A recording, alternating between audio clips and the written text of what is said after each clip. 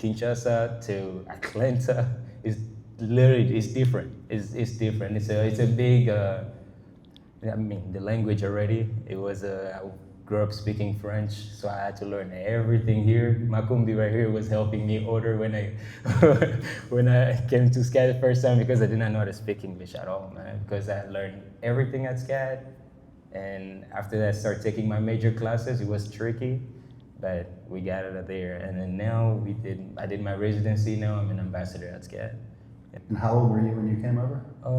It was like I wanted to finish my high school like in America, so my parents already had a goal of like, man, if they want to like get out of, I want them to do high school, so maybe that can help into something. So that was already like that was on my savings, man. I don't even know, but I'm really blessed to be born in a family like that because they were already like preparing everything without even me couldn't have been knowing. easy. Yeah, it's not, bro. A lot of time sacrifices and everything like that. And then when you get out, it's like it's just a new city, man. It's a new country. It's a brand new start. So my parents did a great job on like making everything look smooth, like guiding me. I was like, hey man, you gotta go to SCAD. I mean, I think the art thing was kind of tricky. It was like, hey man, trying to do something else before art and see if it's gonna work. Maybe Georgia Tech. Yeah, man. Sorry, Georgia State. Georgia State, So I tried to listen to them and be like, man, let me just try to see what they're saying. So I tried that computer science, but it did not really work out pretty well because, I was not really enthusiastic about it. I was like, if I don't put that much, like, I was good at it. I was not bad at it. Like, it was just like I did not have the heart to put into something that I did not want to do. Like, it's just something that I was that kind of kid, man. It's like, man, I want to be consistent in something that I what love. age did it occur to you that you might be an artist Probably, for a living? I mean, when I started watching Naruto, really, to be honest with you, man. Because probably when I was like kid, because I wanted a comic for myself, man. When I started watching all those like One Piece, Naruto, Dragon Ball Z, Akira, that makes you want to create your own thing. And that really started as a kid. And that's why my mom was starting collecting those bootleg CDs. But it's like, my son is so into it that he started drawing those things with ink and asking me about ink. What is ink? Asking me, like, just asking her things like that. She started buying it for me, just supporting. For her, she did not know that it was about to be a serious thing. It's like he probably just does not have toys. Maybe it's just drawings because, that's probably the only thing he sees. But it transformed to be this big thing, and then when they heard about SCAD too, that was another thing. It's like, oh, there's really college that really does that. So was that one of the big motivators to come here, or did you discover it after you got here? It was after I came here, like high school. It was my high school was amazing, man. It was it was in Woodstock, Georgia.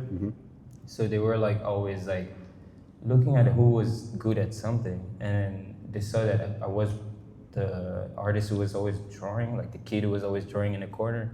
And they're like, hey man, I think I have my friend working at SCAD. I think you should just try to apply, or we're just gonna drive you there. So one of the art teachers literally drove me to SCAD and presented me to her friend, I believe. And then it's like, they saw my portfolio and they're like, wait, what? You already just be drawing comic books. I was like, yeah, I wanna do sequential art. I was like, all right, cool. And then while I was doing sequential art, transition to painting automatically. I don't know really what happened, but it was like friends and then stories and then the confidence. I was already painting, man, but I just did not have the confidence to call it like my career or my job because I was like, I want to do something safe like sequential art so I can, be like Masashi Kishimoto and then be safe and then just and do that. that's also graphic novels. Right? Yeah, exactly. It's like, you're gonna always get some cash coming out of it. You just gotta sell things. So that was my dream too. If I want to do art, it's gonna be something like sequential art. But with time and then meeting people at SCAD, really, and meeting people that I met in high school and the professor, Miss Welms, she really just boosted that confidence. I'm like, bro, you paint. Like, that's good with the sequential art thing, but you really can use color pretty well. I think you should just jump on it. And then when I heard that, and I really love painting, it just hearing somebody else saying that I can actually do it, multiple people actually say that, I just jump into it, man. Yeah. And then I went to SCAD and I submitted my collection of paintings because this is something that teach me, this is actually what this city teach me, is like work on series of work. and then just be consistent on it because you never know who's gonna watch. And then people in Atlanta, when they watch, they really want to put some effort on really wanting to make some move. Like, hey man, when are you showing next? I want to see more. Yeah, man. It's like hearing people saying that I'm actually good in painting really make me jump into it. Yeah. You were how old when you landed in America? I think 18. 18. Like, what was your first impression? 18 or 19, man. I don't really remember. So it was like 18 or 19, And did you come with your parents and then one or two sisters? Yeah, I came with my 5 siblings. Okay. And my 5 sisters, and it was hard, man, because not speaking English here was. And did you start? Part. Did your family move to Woodstock at first? Yeah, it was. I think it was like we were trying Florida. That's where literally my 954 number came from, and then we were trying Florida, and then Florida is busy, really really busy. And then my parents was like, we wanted to go to a place that's more, calm and you can really grow with it. I was going to say civilized, but yes, I grew up in Florida. I'm allowed to say that. No, there's definitely somewhere where you can grow with the people, and I feel like Atlanta was already on that. That everybody was in Atlanta. You feel like everybody really growing with the city, and that's something that my uncle actually recommended my parents to do, and my parents was like, yeah, I think we just love that place because everybody will come from there. For some reason, they succeed. Right. So, is your uncle here in Atlanta? Yeah, he's here. He worked for the children's hospital. Oh, wow. Yeah. So you go to SCAD, you take the tour. Yeah. And then you apply. Man, what was it like waiting to hear if you were accepted? And how did you feel when you got the I did not really think about like being accepted or not. I was like, I'm gonna do it anyway. I just came here because my professor said it, and the fact that SCAD was beautiful actually when you come in and everything's like, oh, I wouldn't mind going here. And when I really see the acceptation later, yeah, that definitely boosted something else too. It's like, oh, I actually got accepted here, and in this school that kind of looked like I work from Harry Potter. Like everybody look just from different, like look different, and they look like they're really good at what they do. Maybe I can be a part of this world. And yeah, that's how. And this guy really helped me. They gave me a good scholarship because I'm an international student and I already submitted a good portfolio. And they're like, that counts. So that really helps a lot. Yeah, that did help. My daughter went to SCAD. Scholarships are very welcomed. Yeah, that really helped. I think Harvard is less expensive than SCAD, from what I'm told. So when you were at SCAD, what would be, if you were to pick 2 or 3 most inspirational moments that when you're looking back and writing your memoir 50 years from now, that where you really knew, I'm going to pursue this career in the art, this is actually could be a reality for me. Was there anything that stood out to you? Any teachers or events or projects? I ain't gonna lie, all the teachers. Like all the teachers. They just knew what they were doing. I think it's because they're already doing it full time, and then they became professors, so they can like tell people what they used to do, and then they have their own techniques that you never hear on TV, never hear in any art history book. They have their own way to deal with certain things. So every single teacher had something to get. I remember I had like Professor Osborne and Professor Hong and Professor Kent. All those people are like, I really kind of see them as like, I wish this guy was like more famous because they were really doing really, really, like that was always my thought. It's like, okay, how can this person be my professor? It's like, they're really good. Yep. And then having those people around, it really does motivate you. It's like, man, I can literally email them, text them, call them, and they're always gonna respond. So having something like this around really, really, really, like, boosts my confidence as an artist. At what point would you say your parents were convinced that this was a viable path for you? Man, really, my mom had to tell me this thing, like, yo, you've been doing this thing for a while. That's literally all she wanted to know. She just needed somebody who's very consistent at what they do, and the fact that she saw all my drawings, she keeps some of them. So it's like, it was that motivation of like, I know my kid is gonna probably do this thing like forever. So it was like that kind of investment of like, I'm not regretting anything because he really looked like he really loved doing this. Right. Yeah, so my parents, I really did not have to convince them much because they already, they grew up with me. They saw the growth and they saw, they saw me really just doing every day after school and even having bad grades because of that. You know, just because I love to draw on like my desk and papers and everything, exam papers. My professor used to love it actually, ain't gonna lie. But yeah, like my parents used to see that kind of like growth from the kid, and they're like, man, if this kid really one day comes to us and say that he really want to do this, I think we're gonna support. And then when I came to them, I'd be like, yo, that computer science is really tricky. And they're like, yeah, man, we got you. Yeah. Plus, you get to invite them to art openings and fun events. I don't think they have those in computer science. Yeah, man, they don't even know that there's like, it was really a thing. It's like, oh, we see more people like Raphael. Like, that's so cool. Like, yo, I was like, yeah, man, there's so many people like me. Yeah, man. So it's a cool thing for, my African parents, like, yeah, to really, really see this thing like as it's something serious. Because, like, again, being really from the Congo, they don't really they take it serious, but it's not like a lot of investment going into it. So coming here in America, it's a big eye-opening for a lot of African parents, yeah. And is your family in touch with family and friends back in Congo? And are they keep up with you via social media? Or? Yeah, like social media is a thing now. What do they think? What do you? I mean, they're just like, man, I'm really representing, back home. So we had an ambassador here not long ago.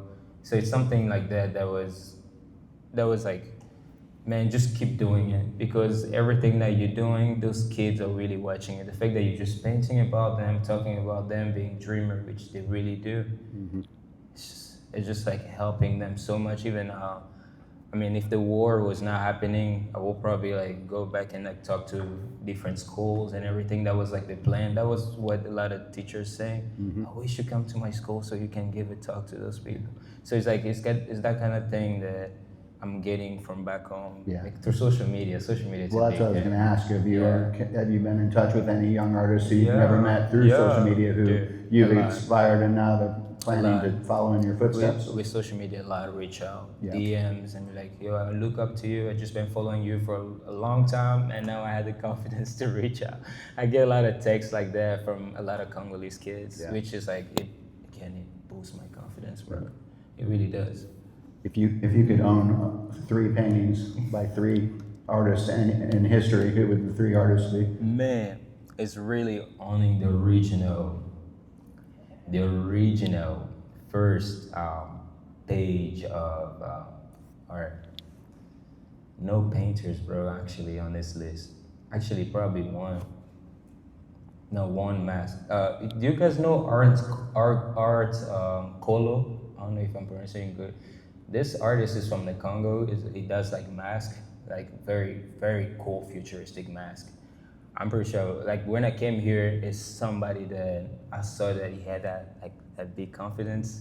Like he's from the Congo and he comes here, he talks to a big crowd. And Orange Kolo was like somebody who was like, So it's like somebody who really was like, so his mask is something that I want to collect. And the first page of Naruto, dude, that drawing is so original, man.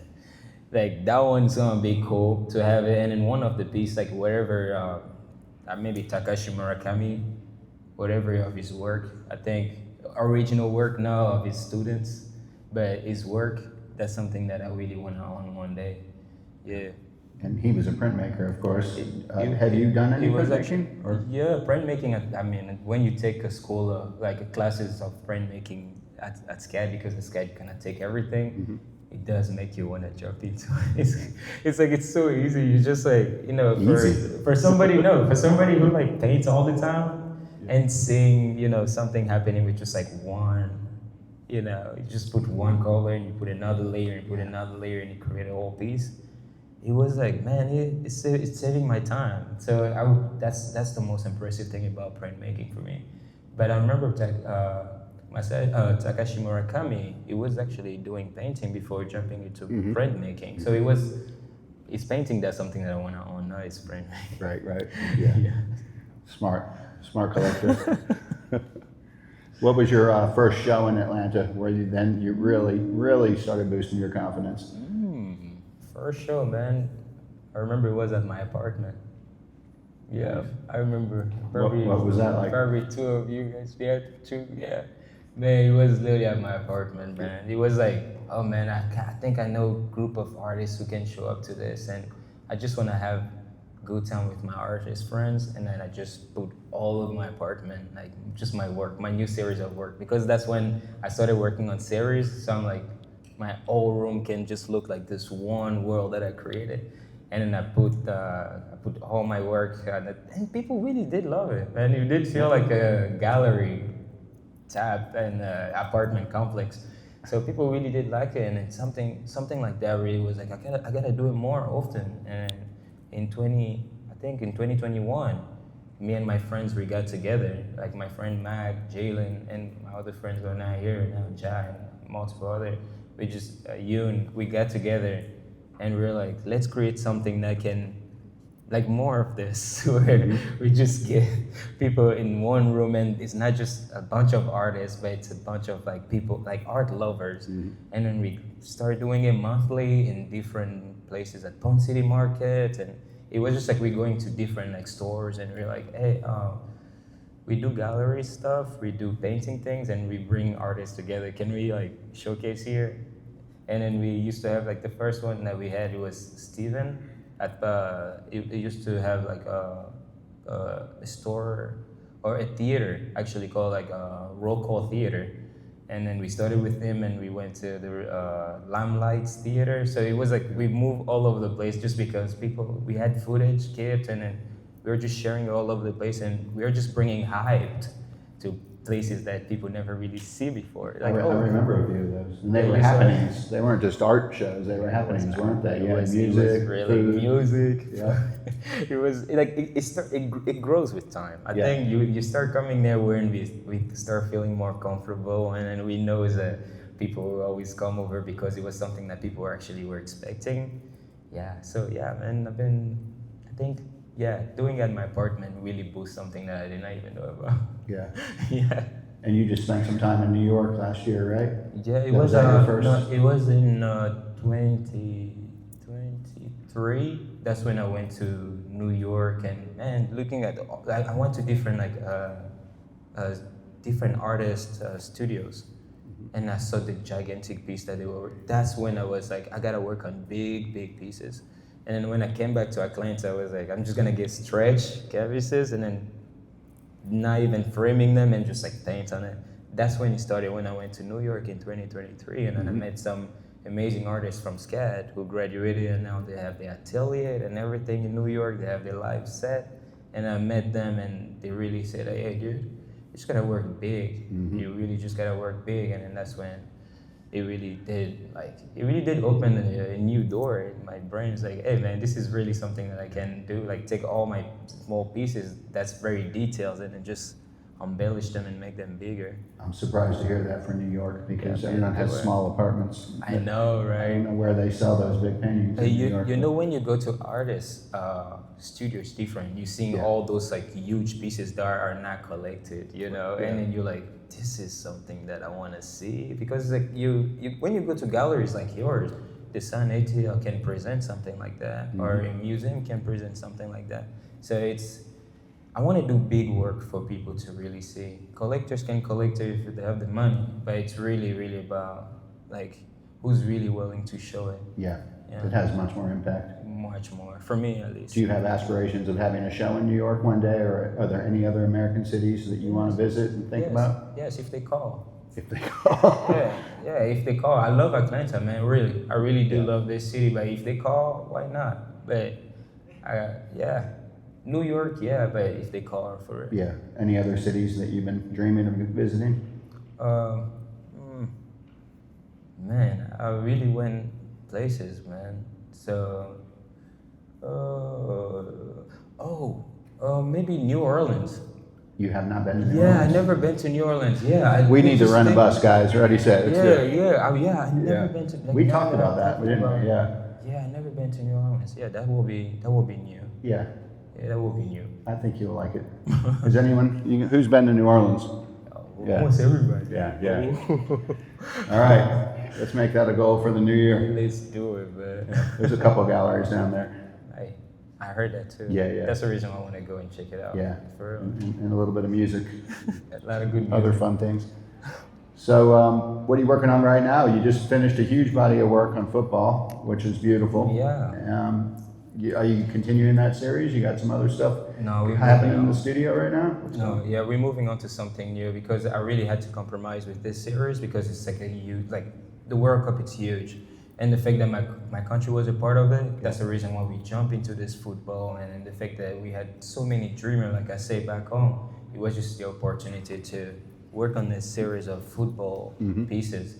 But after this one, I will jump into a series. I think you kind of saw a little bit of it. But they haven't. Yeah, a little bit, but they not have it. But the next series is gonna be a mix of Japanese art and African art. So it's gonna be a mix of I don't know if you guys are familiar with Yasuke, the first black samurai. So it's gonna be taking his impression and then trying to put him in some African garments or African mask, and even have a combination of African mask and Japanese mask. You know, just imagine like a African mask with like horn and things like that. This is something that I want to try and see how it's gonna work out. But yeah, we're cooking it right now in the studio. It's looking good. Yeah, it's very interesting. Yeah, we're just gonna see how it's gonna look like. Right? Yeah. And how are you enjoying your new studio? It's good, man. Yeah. Like you got all the walls, so you can just like work on multiple pieces at the same time.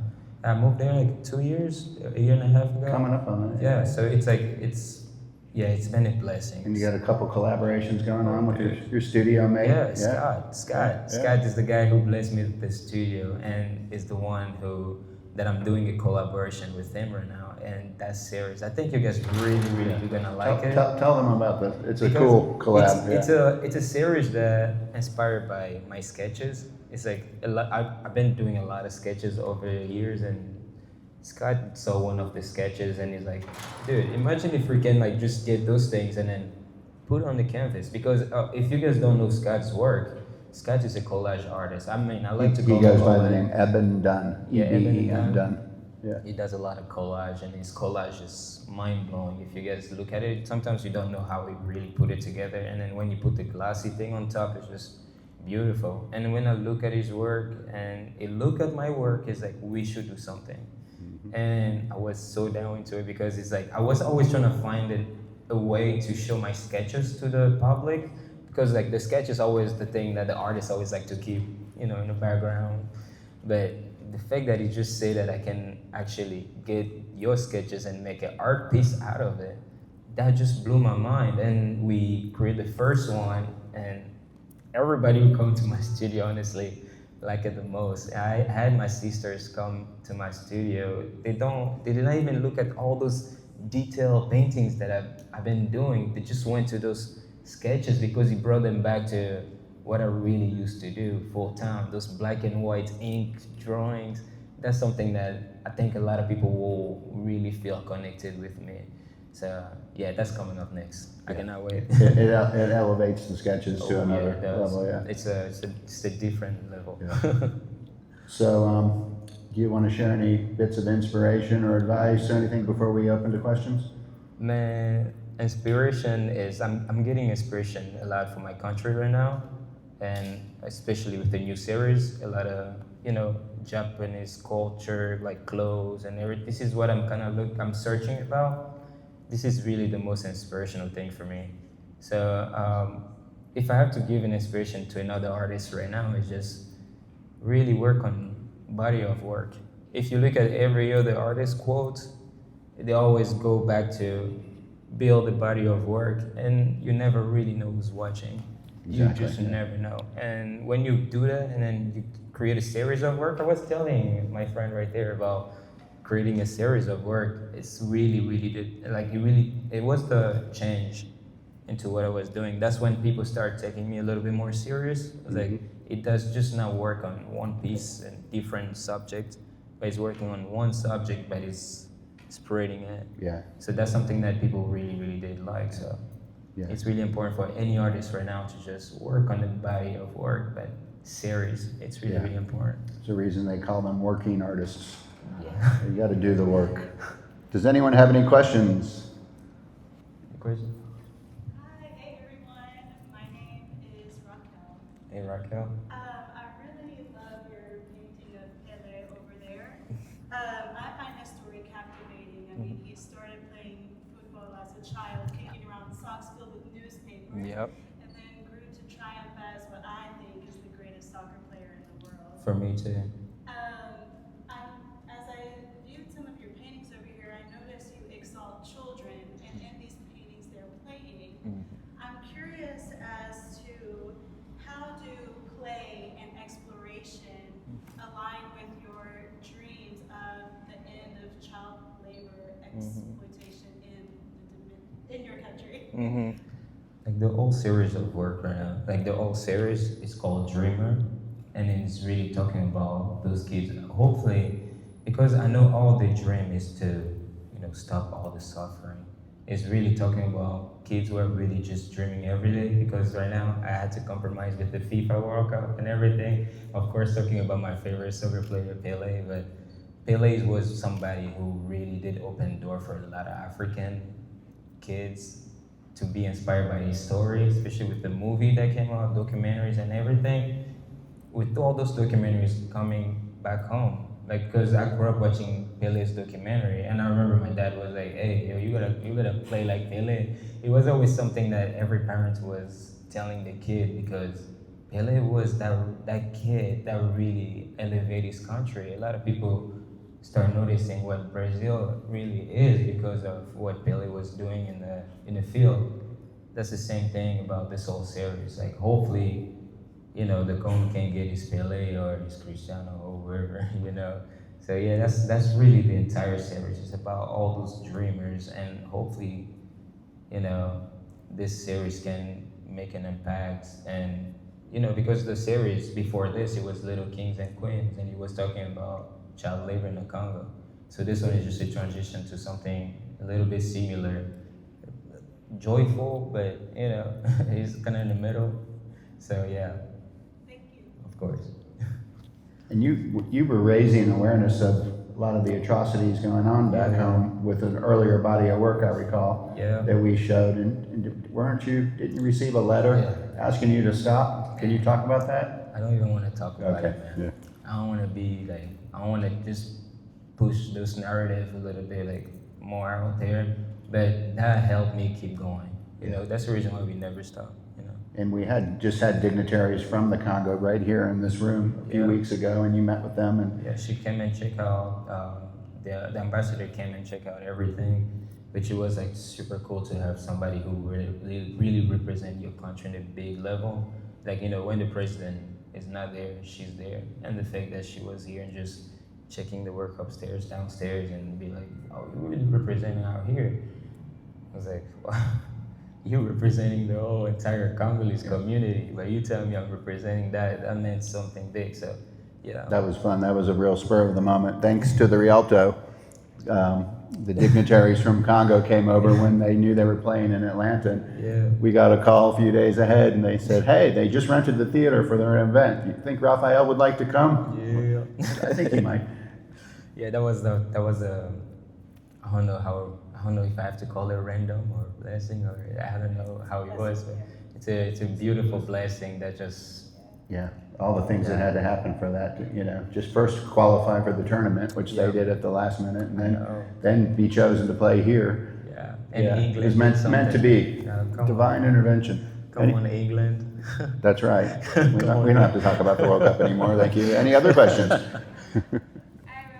was wondering with the paintings, you have the buildings kind of like in a skeletal form, but everything else has a texture, has definition. Is there a reason or like? Yes, it's going back to my roots of a sequential artist. It's like, when you're a sequential artist, you try your best to make things look simple but impactful. This is something that I learned really in sequential art when you do a lot of comic book and then you draw a lot of manga. It's something that I wanted to kind of bring into my new body of paintings. It's like I'm still that kid who like to draw a lot of comic book, and then the buildings are not detailed. They just really like just straight line, very detailed line, and it gives you something, and then that's something simple but with big impact and representing the city of Atlanta. Yeah. Thank you. Who else? Who's got a burning question? There we are. I wanted to know about like Saturn, the Mars, the space aspect of it. Yeah, Like, it's how does that fit? yeah. I grew up with a lot of Akira. I grew up with a lot of Dragon Ball Z. I grew up with a lot of comic book. Really, like all those planetary thing. It's really me trying my best to open a new window to my audience because if honestly, if I was doing paintings without those planetary things before, but for me putting it there, it's just something that I always wanted to do, and I just needed to have that God to be like, man, I want to open a new window to my audience and just like invite them in and see this things that I'm trying to do. If I can bring all the planets all together, let's do it. It's like it's something that Salvador Dali was really good at doing. It's like he was always into that dreamy world, and as an African artist, I'm trying my best to kind of like tap into that too, and then not just giving some very detailed looking paintings to people, but really just like trick them a little bit, make it a little bit dreamy, so you can really create something new for yourself and for your audience, something that you can really invite your audience into. So that's the reason why you're seeing all this planetary thing, and just because I grew up with watching a lot of comic book, honestly, that really came from there. A lot of Naruto and then Dragon Ball Z and then Akira, like I said earlier.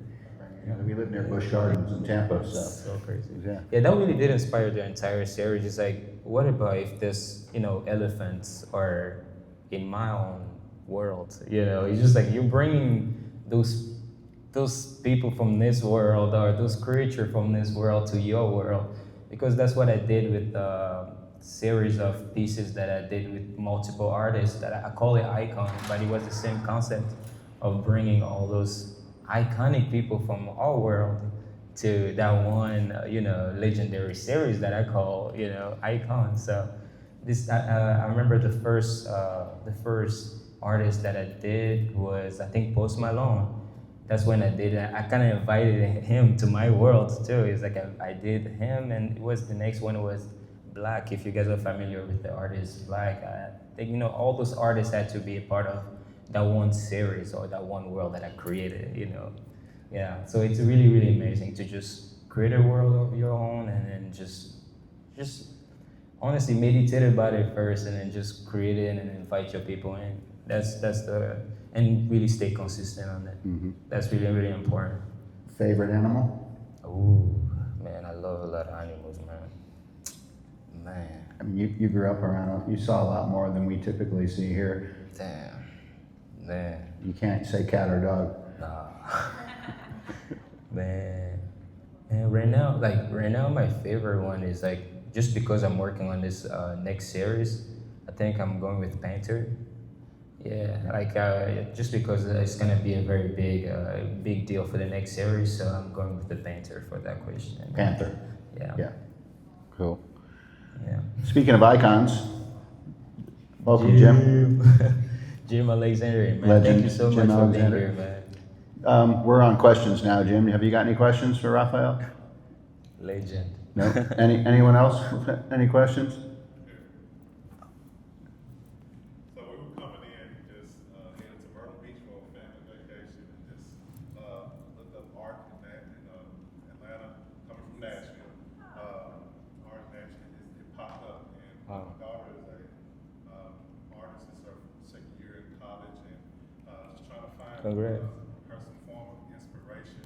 And I know you talked about your inspirations, but how do you stay motivated when inspiration, when you go through those times when inspiration is not there?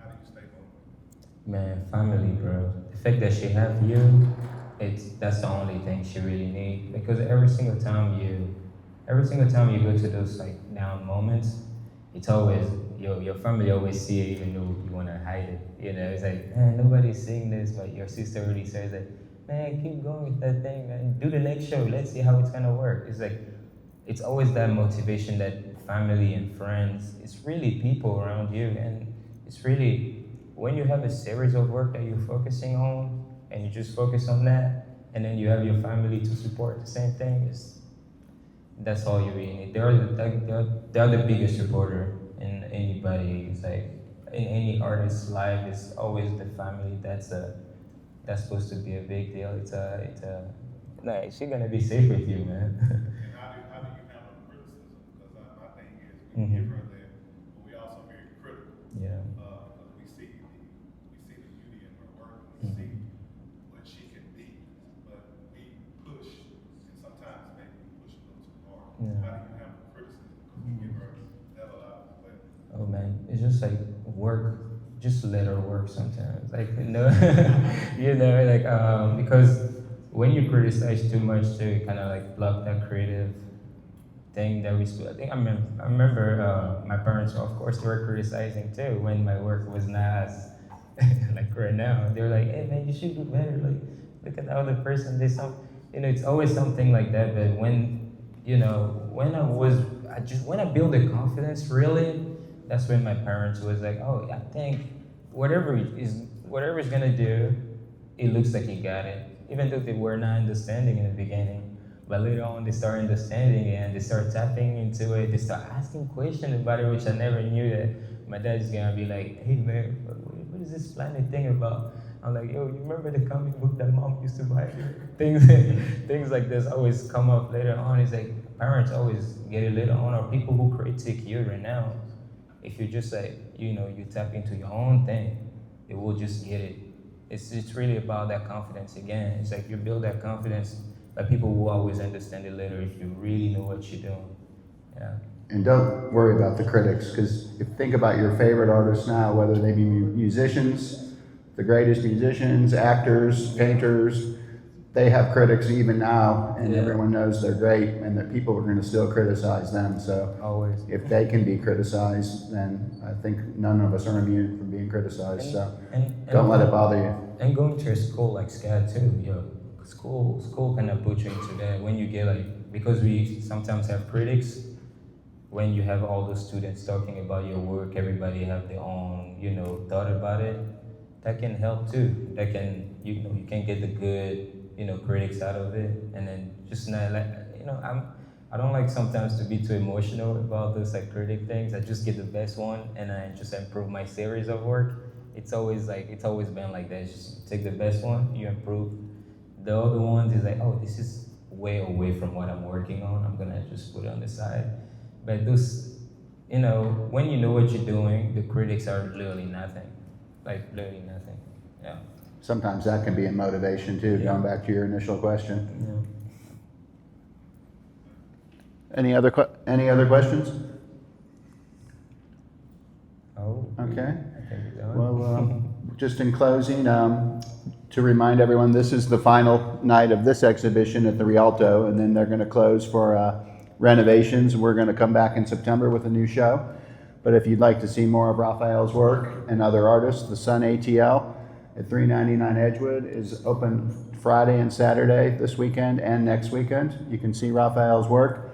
And one of his paintings, which is on the postcard here, called Dreamer, which was the title of the show, is available as a premium limited edition artist t-shirt.